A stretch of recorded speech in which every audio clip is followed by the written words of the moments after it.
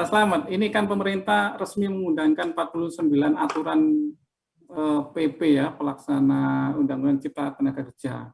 Meskipun kalau tidak salah 4 diantaranya terkait sama klaster ketenagakerjaan. Nah, bagaimana respon dari PKAD sendiri menanggapi PP tersebut, Pak Slamet?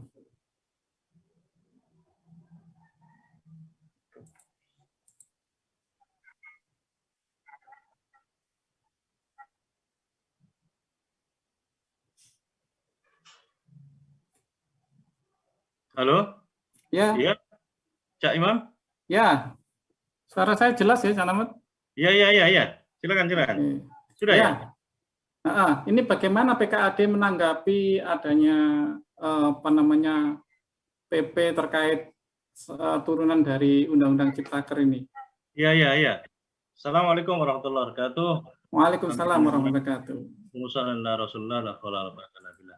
Jadi menurut saya kajian substansi atau materi itu sudah banyak itu disampaikan oleh teman-teman serikat pekerja. Ini ada Bang Saiful Anwar SPSI, ada Bang Kahar S. Cahyono dari KSPI, juga ada beberapa tokoh yang bersama kita nanti yang bisa mengeksplor lebih jauh tentang materi substansi berkaitan dengan PP itu ya. Dan ini menjadi bagian dari kajian yang saya kira tidak bisa dipisahkan dengan undang-undang. Persoalan sorotan terhadap PP itu kan sesungguhnya berkaitan dengan sorotan terhadap undang-undang dulu. Jadi kalau sudah jadi PP itu artinya kan sudah operasional ini. Kalau sudah operasional, pertanyaannya dulu banyak digugat oleh publik berkaitan dengan keberadaan formil maupun materialnya. Formil berkaitan dengan proses perundang-undangan itu sendiri, lahirnya. Apakah memang berkesesuaian dengan undang-undang tentang penyusunan perundang-undangan, material berkaitan dengan seperti apa sih sebetulnya substansi undang-undang Omnibus Law Cipta Kerja itu benar-benar sesuai dengan apa yang terus dipropagandakan oleh pemerintah sekarang, bahwa ini adalah untuk mengantisipasi masalah ketenagakerjaan berkaitan dengan problem ekonomi. Kalau kita bicara soal pembangunan ekonomi yang ada di negara kita, dan disebut berulang kali bahwa berkaitan dengan pembangunan ekonomi itu problem yang krusial itu adalah berkaitan dengan persoalan korupsi, berkaitan dengan akses permodalan yang diharapkan oleh terutama masyarakat, kemudahan di dalam mengakses kesempatan bekerja dan lain sebagainya. Nah, ini adalah persoalan-persoalan yang berkaitan dengan eksistensi Undang-Undang Omnibus Law yang dulu sudah digugat oleh banyak kalangan, terutama teman-teman serikat pekerja, dan tuntutannya jelas sejak awal ini dibicarakan dan menimbulkan kontroversi di antara publik bahwa Undang-Undang Omnibus Law Cipta Kerja dengan segala keberadaannya harus dibatalkan, kan begitu. Dan kemarin kan sebetulnya kita berkeinginan dan berharap bahwa ada mekanisme goodwill atau political will pemerintah untuk bisa benar-benar bisa mempertanyakan kembali keberadaan Undang-Undang Omnibus Law Cipta Kerja. Ini kan sebetulnya inisiasi dari eksekutif Undang-Undang Omnibus Law Cipta Kerja. Kemarin ketika disahkan ada proses yang ada di dalam DPR, akhirnya melalui voting, ternyata disepakati tetap disahkan, dilanjutkan sebagai agenda dari hasil program legislasi nasional, kemudian disahkan. Itu kan diharapkan nanti Presiden bisa mengeluarkan semacam executive review lah begitu, dalam bentuk peraturan pemerintah pengganti undang-undang begitu ya, sesuai dengan otoritas atau kewenangan Presiden.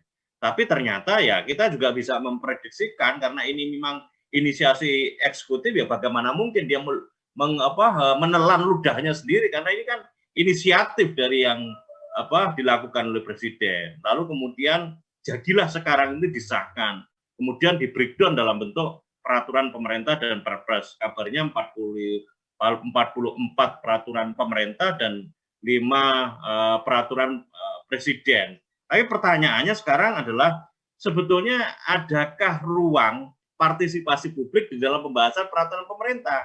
Setahu saya kalau dalam proses penyusunan produk perundang-undangan itu ada ruang untuk partisipasi publik yang direpresentasikan oleh kelompok-kelompok masyarakat. Itu pun kemarin pada proses pembahasan Undang-Undang Omnibus Law banyak dipertanyakan seberapa intensitas dan proaktif untuk bisa melibatkan kelompok-kelompok masyarakat, misalnya dalam kaitan klaster ketenagakerjaan dari 11 klaster yang ada itu keterlibatan serikat pekerja untuk bisa menyusun produk perundang-undangan, karena hal yang penting yang menurut saya sangat krusial di dalam penyusunan perundang-undangan itu adalah keterlibatan publik. Artinya undang-undang itu harus benar-benar bisa diuji publik. Kan undang-undang itu untuk siapa sebetulnya?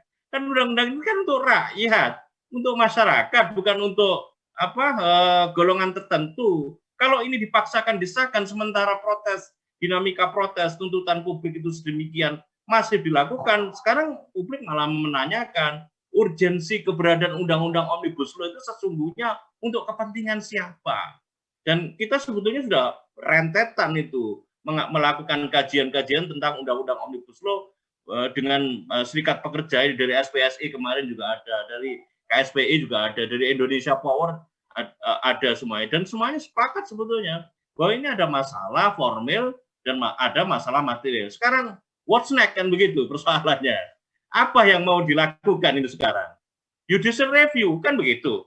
Karena kanal executive review, legislative review sudah tidak bisa diharapkan lagi. Legislative review kita bisa melihat kemarin DPR itu seolah-olah dan diduga kuat hanya sebagai stempel dari kebijakan yang dikeluarkan oleh eksekutif, itu kesan yang nampak.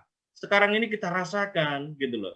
Termasuk dalam konteks undang-undang Omnibus Law Cipta Kerja. Executive review ya seperti itu, kita terus menunggu political will penguasa untuk merubah mindset-nya. Karena ini problem sebetulnya berkaitan dengan problem paradigma untuk bisa mengelola investasi, benar-benar investasi itu merealisasikan kemaslahatan rakyat, keberuntungan rakyat. Tapi buru-buru ngomong soal merealisasikan kemaslahatan rakyat, menyisakan banyak persoalan. Persoalan ketenagakerjaan tadi sudah disinggung oleh Bang Kahar S. Cahyono. Persoalan-persoalannya banyak, misalnya kita mempertanyakan keberadaan lembaga baru hasil atau amanah dari Undang-Undang Omnibus Law Cipta Kerja. Yang saya kira ini butuh kajian khusus untuk bisa mengkaji 49 produk turunan dari Undang-Undang Omnibus Law Cipta Kerja. Apa diantaranya? LPI, Lembaga Pengelola Investasi.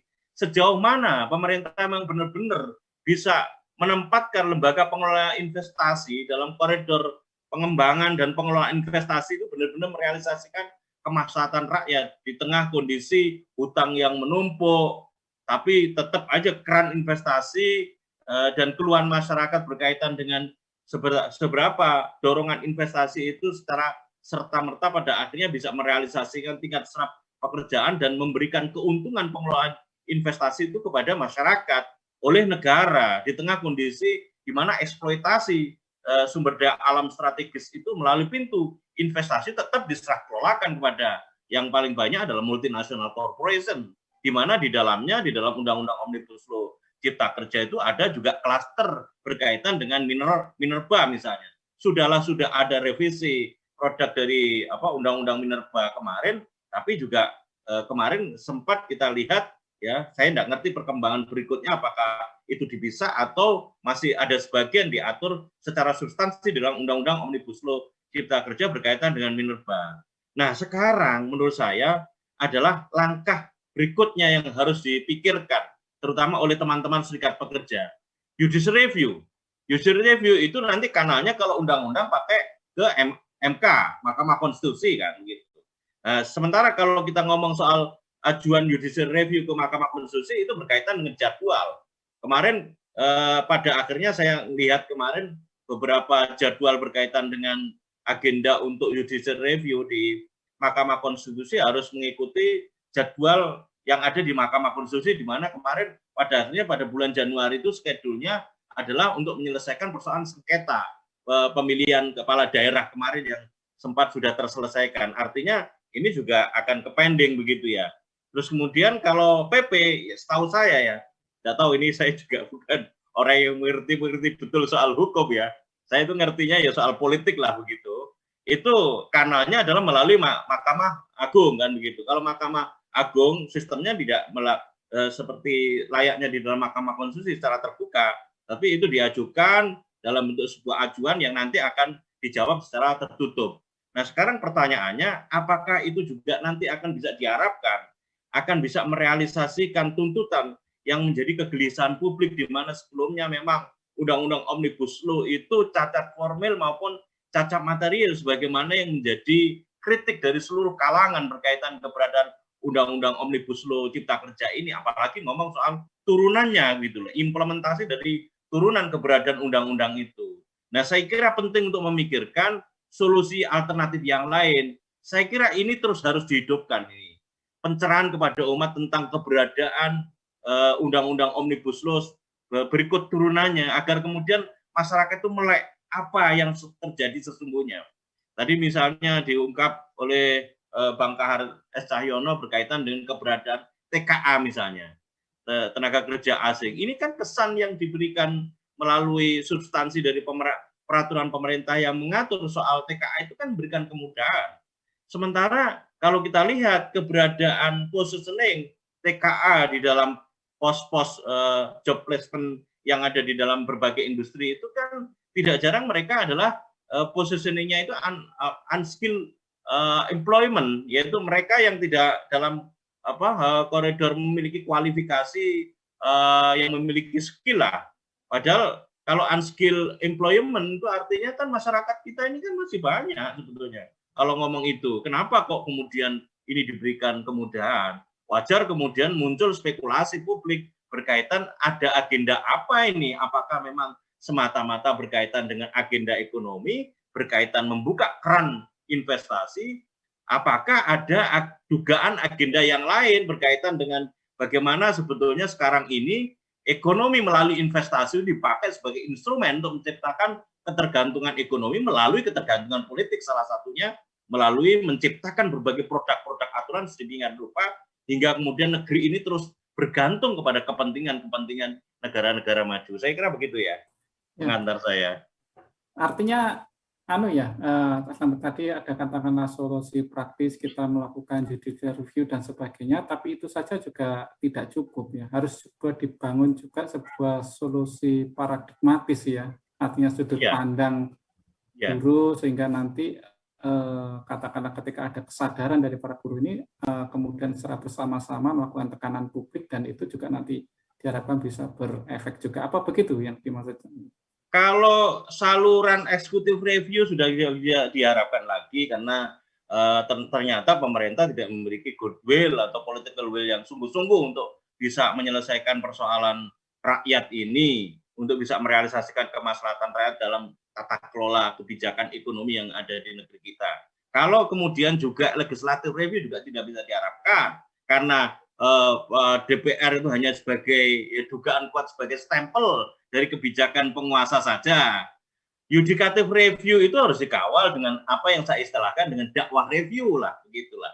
Perlawanan dakwah lah, amar ma'ruf nahi mungkar.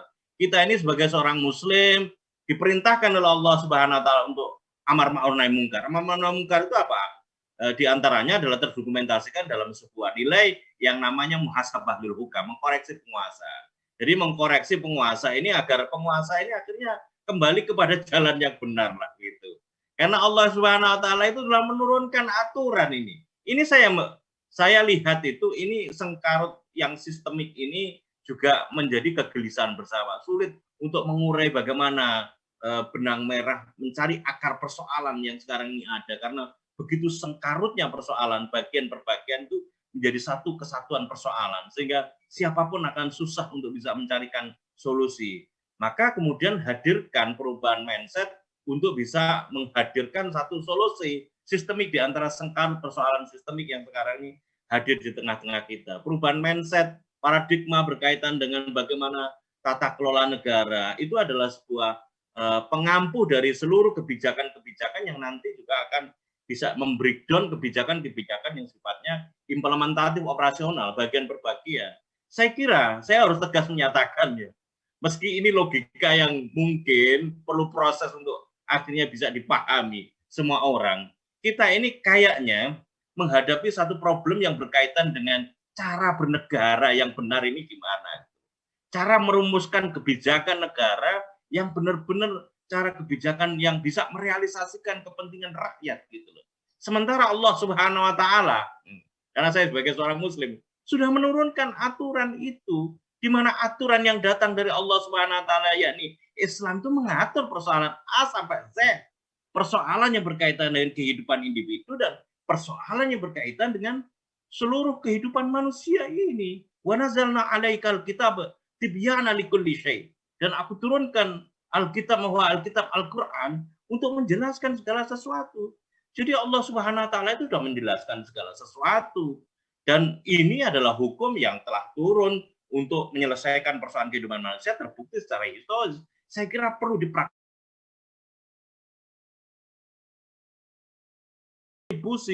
yang sekarang ini lahir sebagaimana yang dianalisis oleh para pengamat tentang liberal itu, kebijakan-kebijakan liberal itu, nampaknya ini juga bukan hal yang datang tiba-tiba, ini berakar dari sebuah basis nilai-nilai yang sekarang ini dianut sebagai referensi seluruh kebijakan yang ada sekarang ini, yakni kapitalisme liberal, hingga kemudian membreakdown seluruh aturan-aturan yang sekarang ini ada, hingga menimbulkan sengkarut persoalan yang tidak pernah ada ujung penyelesaiannya, ibarat lingkaran setan yang tidak pernah bisa terwujud menjadi satu penyelesaian secara integral, secara komprehensif. Nah, menurut saya kita terus menggencarkan, selain judicial review yang dilakukan oleh teman-teman KSPI, yang dilakukan oleh SPSI itu, kita sadarlah gitu lah, bahwa hidup kita ini, menungso ini, ya manusia ini harus sadar mau taat diatur aturan Allah gitu loh. Aturan yang datang yang menciptakan manusia ini, para penguasa, ini saya sampaikan, semoga penguasa juga mendengar ini ya, supaya kita ini benar-benar hidupnya ini berkah gitu ya. Baldatun thayyibatun robun itu hanya bisa direalisasikan ketika aturan yang mengatur kehidupan manusia ini, aturan yang datang dari Allah Subhanahu wa taala. Bagaimana mewujudkannya? Kita harus belajar itu.